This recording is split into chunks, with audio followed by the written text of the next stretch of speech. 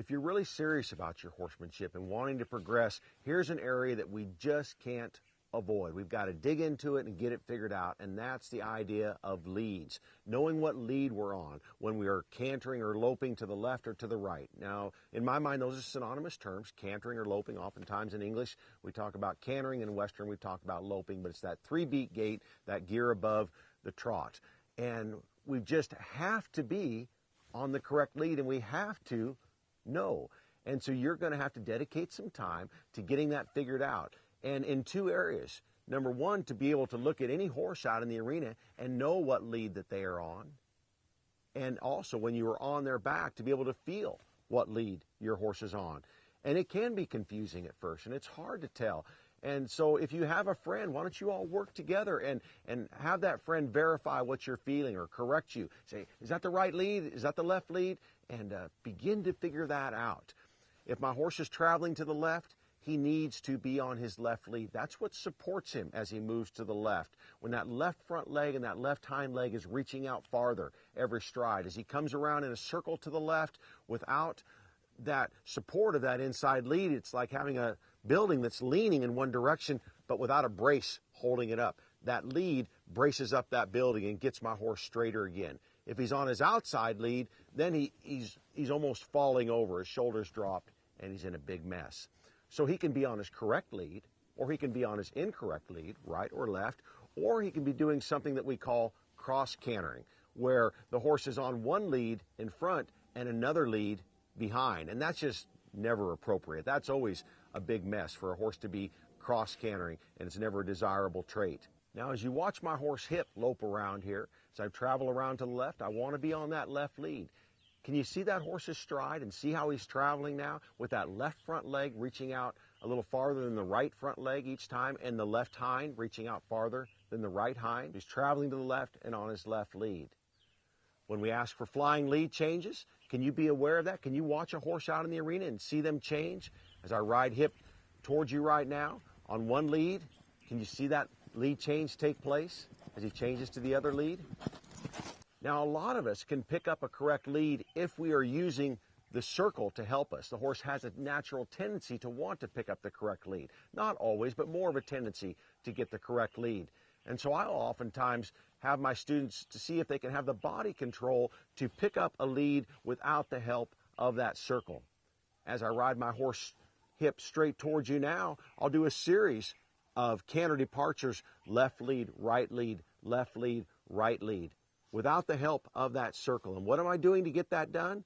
So I'm picking up my reins, getting his shoulders really straight, that nose just slightly tipped in the direction in which I want to go off on that lead, and then my horse's hip to the inside. See that hip tip to the inside just a little bit? And I can pick up one lead, break back down to the walk, pick up the other lead, break back down to the walk, and pick up the other lead. Now, it doesn't always work as slick as with hip being an older horse and a broke horse. As we take these young horses or horses that need some remedial training, and have all kinds of things going on. As I helped our young Thatcher student with his horse, we can see a lot of difficulties that he's having here, putting some consistency out there. The horse wants to be balky and not move forward, having a tough time getting the correct lead. So I'm going to take a moment here and see if I can help this horse out. But he's not going to be perfect with me either. This is an older horse, but has some remedial problems that need to be worked through. And so as I step on this horse today and begin to move him around, I'm lacking consistency as well. But I'm trying to be as consistent as possible. And so as this horse moves off into the lope, if that's the wrong lead, I'm going to break him right back down and then ask again, keeping those shoulders as straight as I can, using that outside leg. Now, I've got the horse on a circle, so that should help and promote the idea of picking up the correct lead, but he still struggles. When I get that lead, boom, I'm going to start feeling every stride and stay right in there and try to capitalize on that, trying to help this horse get comfortable when he's shaped up and correct, and move him around this pen. If I get passive for even a moment, things are going to fall apart. He's going to break down. I'm going to drive him up and keep him going and keep him going. And now I can see this horse kind of being pulled over to the cameraman, wanting to slow down and stop there. So when I do get ready to rest, I'm not going to rest over on that side of my circle. I'm going to ride away in a nice straight line, stop, back up, and rest. It's these little things that don't seem to be that consequential in themselves, but they end up making a big difference. we hear people talk about, oh, flying lead change, I want to be able to do those. Well, you know what? So do I. That's a noble goal.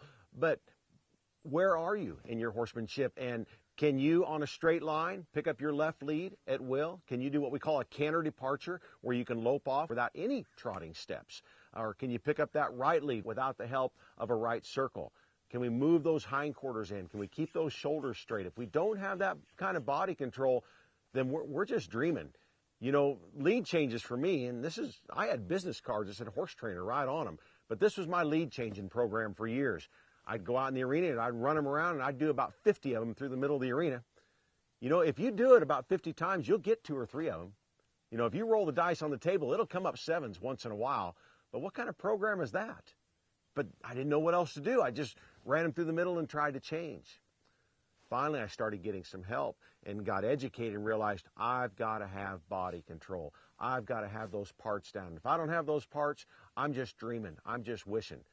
But you get aware, you get very in tune with what lead your horse is on at any given time, so you can see another horse in the arena and you can call it, or you can feel it on your own horse. Now, feeling that can be a little bit tough, but let me give you just a couple ideas here of how to sense and tell what lead your horse is on. Ideally, yes, we just feel it underneath our seats, that shoulder, if he's on his right lead, that right shoulder reaching out a little farther. You can glance down at your horse's shoulders and look and see that, yes, that right shoulder is leading just a little bit. And then probably the least desirable way is you could lean forward and see that right foot cresting over the point of the horse's shoulders, but that really puts you out of position and not in a very advantageous spot. There is also a tendency that when your horse is loping on his right lead, it tends to shift your body to where your right leg is a little farther forward and your left leg is a little farther back. And that's just kind of a natural thing that happens. So that might also be somewhat of a telltale sign. But again, I would encourage you to go out with a friend, lope a lot of circles, figure out what leads you're on, and ask your friend and let them help you out so that you can begin to confirm in your mind what you're feeling in your body.